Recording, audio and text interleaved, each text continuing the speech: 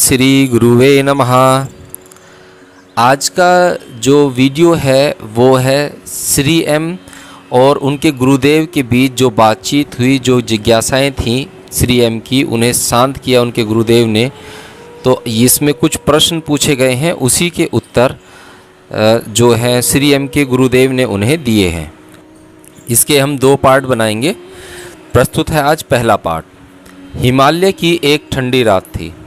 बाबा जी और मैं मोनी बाबा की गुफा के सामने एक सपाट चट्टान पर बैठे थे। हमारे चारों ओर बर्फ़ से ढकी हुई रुपहली पर्वत श्रृंखला फैली हुई थी।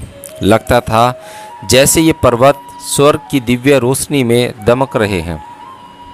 हम पहले से ही तेज आग जलाकर बैठे थे, परंतु उस अंगारे चटकाती हुई तेज अग्नि और मोटे मोटे कंबलों के बावजूद मैं चेहरे पर पड़ती हुई ठंडी हवाओं से सिहर उठता था।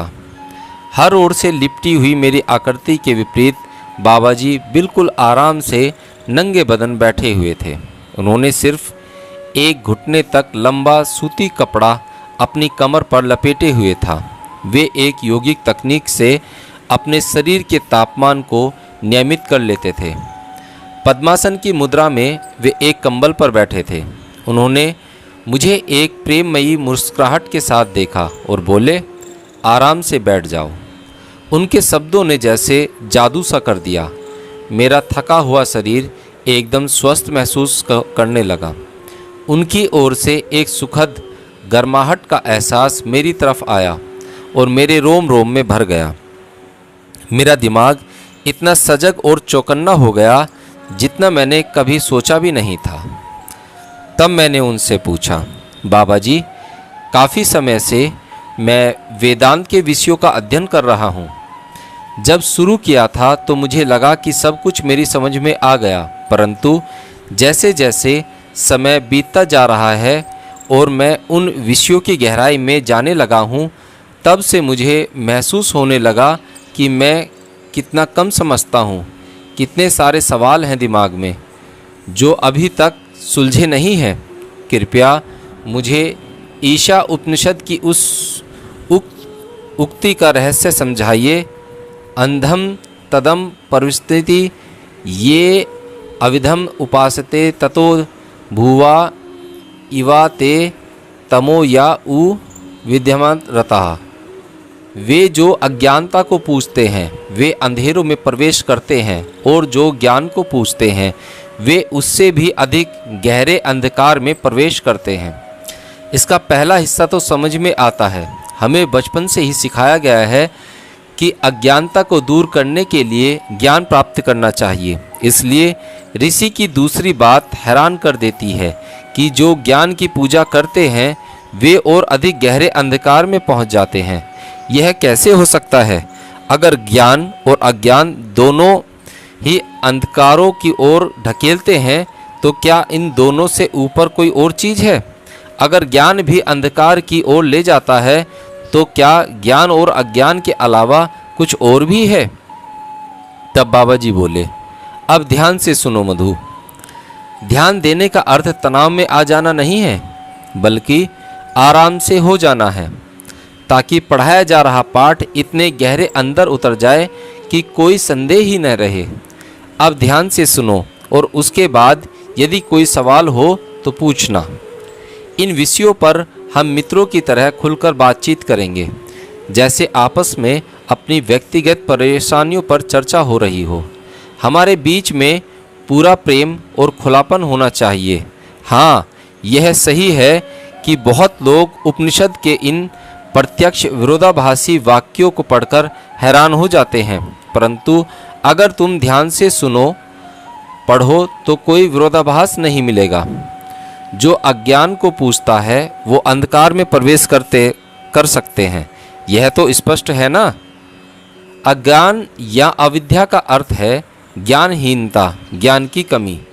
ज्ञान या विद्या प्राप्त करके ही अज्ञान को नष्ट किया जाता है। उपनिषद यह कहीं नहीं कहता कि ज्ञान को प्राप्त न करें, क्योंकि ज्ञान ही तो है जिससे अज्ञान को दूर किया जा सकता है। हम जो कुछ भी सीखते हैं वह ज्ञान ही तो है। यह जो मैं अभी तुम्हें बतला रहा हूँ यह भी तो ज्ञान है। जब ज्ञान कैसे अंधकार की ओर ढकेल सकता है। अब ध्यान से सुनो, उपनिषद यह नहीं कहता कि ज्ञान अंधेरे की तरफ धकेलता है। वह कहता है जो ज्ञान की उपासना करते हैं वे घने अंधकार की ओर चले जाते हैं। उसे बहुत से ध्यान से परखना होगा। तुम कांटेदार पौधों के एक खेत में चले गए और एक कांटा तुम्हारे पाँव में चुभ गया। तुम उसे अपने नंगे हाथ से निकालने की कोशिश करते हो पर कोई फ़ायदा नहीं होता। तब तुम एक दूसरा ज़्यादा नुकीला, उससे लंबा और मजबूत कीला या कांटा ढूंढते हो ताकि उस चुभे हुए कांटे को निकाल सको। इसी तरह तुम ज्ञान के कांटे से अज्ञानता और दुख के कांटे को निकालते हो। अब बताओ, उस तकलीफ़देह कांटे को निकालने के बाद क्या तुम बड़े कांटे को अपने पाँव में चुभो दोगे?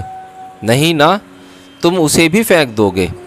तो ज्ञान के कांटे का इस्तेमाल तुमने अज्ञान के कांटे को निकालने के लिए किया। योगी दोनों को फेंक देगा क्योंकि उसका मकसद है सिर्फ मुक्ति। इससे और आगे जाने से पहले समझा जाए कि ज्ञान क्या है। आप किसी घटना के एक हिस्से को समझ लेते हैं और कहते हैं कि आपको उसका ज्ञान हो गया। इसका मतलब है कि आप उस घटना या वस्तु के बारे में जितनी सूचना अपने मस्तिष्क या स्मृति में जमा कर सकते थे वो आपने कर ली है। अब आप ज़रूरत पड़ने पर उन सूचनाओं का हवाला देकर भविष्य में अपना रास्ता तय कर सकते हैं। सारा ज्ञान ऐसा ही होता है, यानी स्मरण शक्ति में संचित किया हुआ। जिस क्षण तुमने मेरे शब्दों को सुन लिया, अगले ही क्षण वे वर्तमान में गायब हो गए और भूतकाल की वस्तु हो गए। वे स्मृति का हिस्सा बन जाते हैं और स्मृति भूतकाल की चीज़ है। हम समझते हैं ज्ञान ऐसी चीज़ है जिसे हमें याद रखना पड़ता है, चाहे कुछ ही समय पुराना हो, कुछ क्षण पहले का हो या वर्षों पुराना हो। अतः सारा ज्ञान स्मृति मात्र है और स्मृति अतीत का विषय है। परंतु ब्रह्मा परम सत्य कभी भी स्मृति या अतीत का विषय नहीं हो सकता।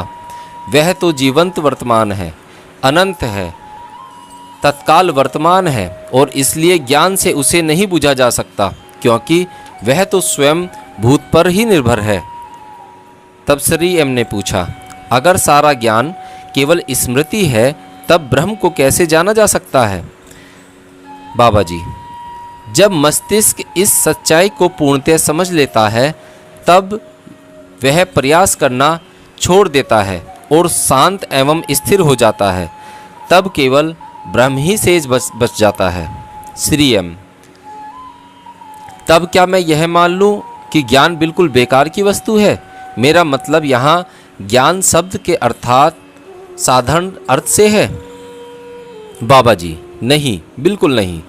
ज्ञान प्राप्त करने की क्षमता ही आदमी की उच्चतम योग्यता है, चाहे उसका स्तर जो भी हो। ज्ञान के हर एक स्तर का अपना एक महत्व है।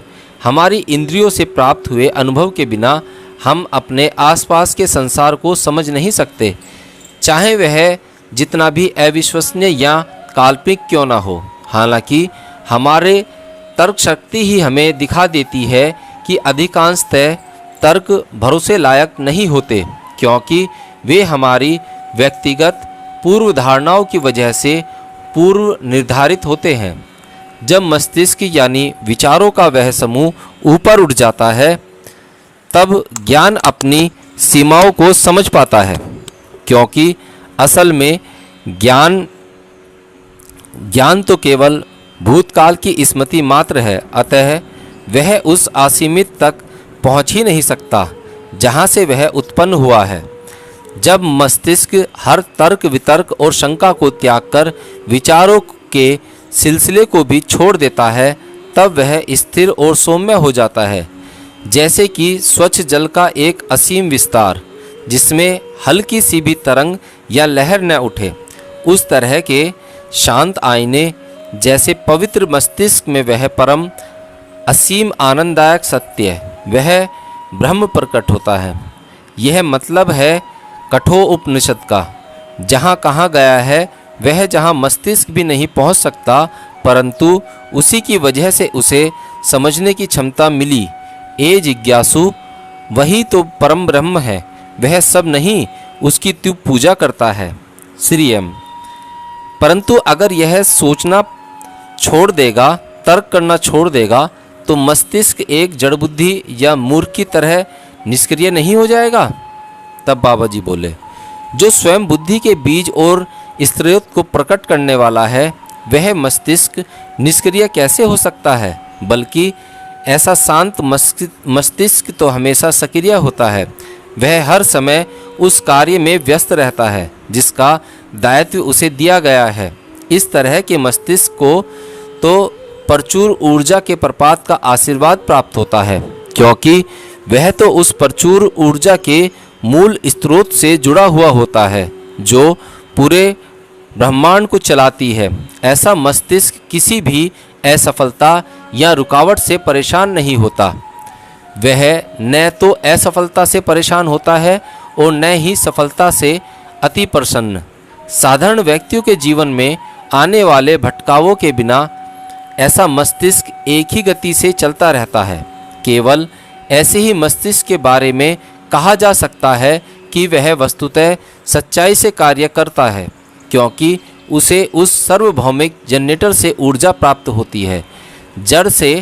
जड़ तो बाकी सभी मस्तिष्क होते हैं, क्योंकि वे कार्य करने के रहस्य को खोज ही नहीं पाए। कुछ ऐसे महान व्यक्तियों के मस्तिष्कों को देखते हैं जो केवल विचारक ही नहीं बल्कि कर्ता भी थे।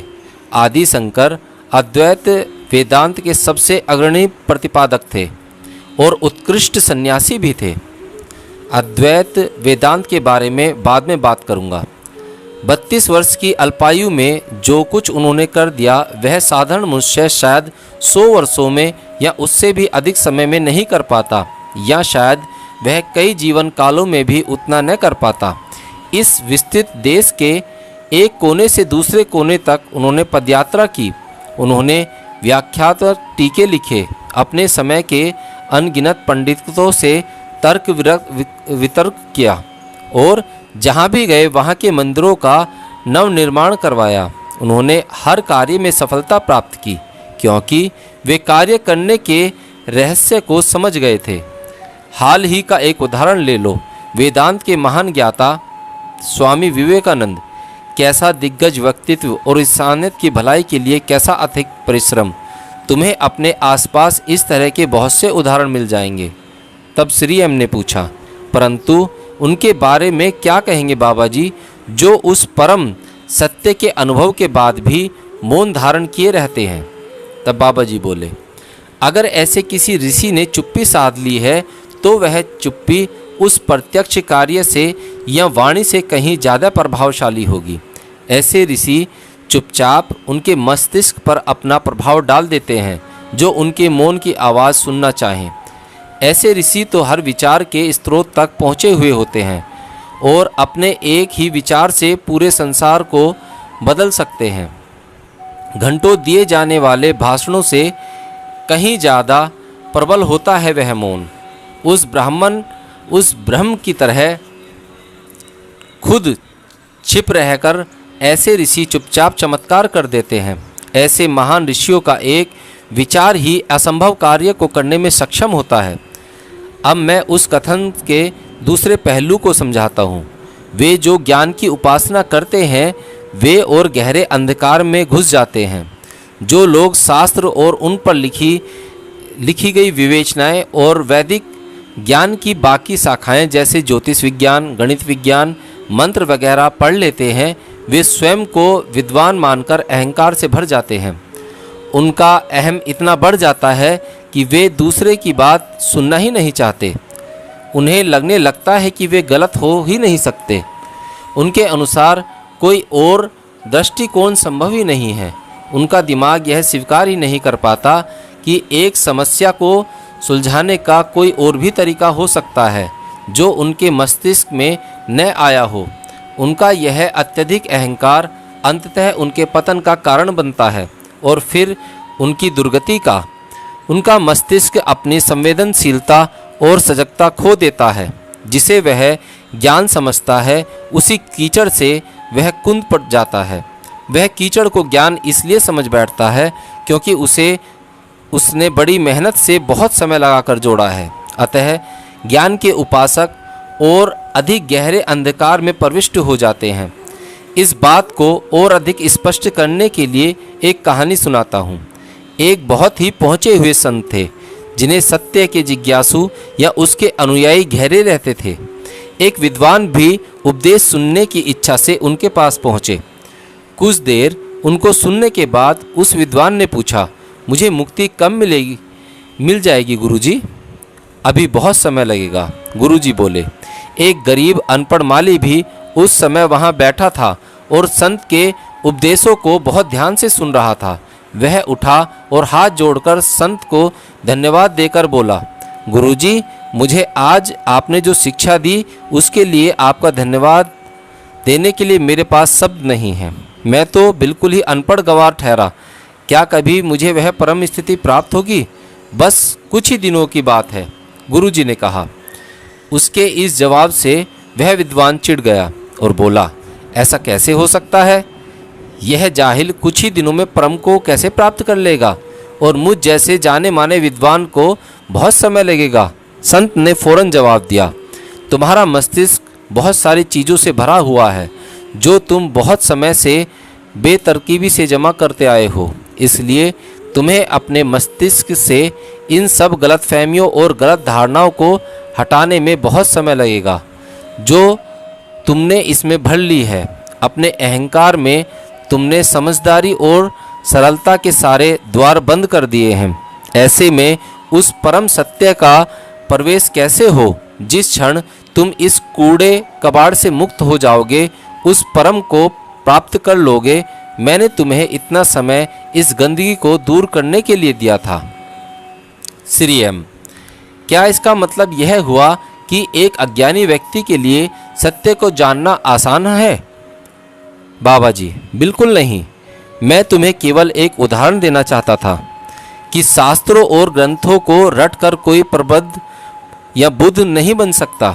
असल में विद्वान वह होता है जिसमें ग्रहण करने की क्षमता हो, समझने की क्षमता हो, केवल रटने की नहीं। और केवल वही मस्तिष्क ग्रहण कर सकता है जिसने अपनी बौद्धिक कुशाग्रता की वजह से गलत धारणाएं न पाली हों। बुद्धि कितनी भी ऊंची उड़ान भर ले, पर उसकी अपनी सीमाएं हैं।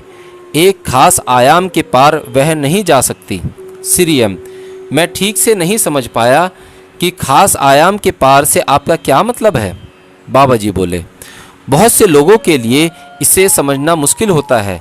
जिस व्यक्ति को केवल 3 आयामों की आदत हो, लंबाई, चौड़ाई और गहराई की, और उसके विचार भी उन्हीं सीमित आयामों से बाध्य हों, उसके लिए चौथे आयाम को समझना मन मस्तिष्क से परे है। यह तभी अनुभव किया जा सकता है जब विचारों की पूरी कड़ी स्तर व शांत हो जाए। इसे तभी समझा जा सकता है जब उसमें जिया जाए। पर मैं कोशिश करता हूँ इसे पूरे तर्क से तुम्हें समझा पाऊँ। कम से कम तुम इसे बौद्धिकता की दृष्टि से समझ पाओगे, और अगर इस पर मनन करो तो शायद अनुभव भी कर सको। जरा कल्पना करो, 2 पापड़ जैसे पतले लाल रंग के गोल से जीव एक बड़े से डिब्बे में रह रहे हों जिसकी छत न हो। वे जीव डिब्बे के फर्श पर हर दिशा में घूमते रहते हों, परंतु वे उसकी दीवारों की वजह से डिब्बे से बाहर नहीं जा सकते। डिब्बे के अंदर वे फर्श की लंबाई और चौड़ाई को नाप सकते हैं, पर दीवारों पर ऊपर नीचे नहीं जा सकते। उसी जगह पर पलने की वजह से केवल उन्हीं सीमित आयामों को पहचानते हैं, और ऊंचाई और गहराई का उनके लिए कोई अस्तित्व ही नहीं है। वे तो कभी उस चाकोर डिब्बे से बाहर निकलेंगे ही नहीं। मान ले कि कोई उस डिब्बे में हाथ डालकर एक जीव को निकालकर उसे उसी तरह के दूसरे डिब्बे में डाल दे जिसमें उसी प्रकार के हरे रंग के जीव रहते हैं। उसी तरह एक हरे जीव को वहाँ से निकलकर लाल डिब्बे वाले डिब्बे में डाल दें। अब लाल और हरे दोनों ही जीवों की समझ में नहीं आएगा कि वे कैसे स्थानांतरित हो गए। वे कल्पना भी नहीं कर सकते कि वे ऊपर और नीचे भी जा सकते हैं।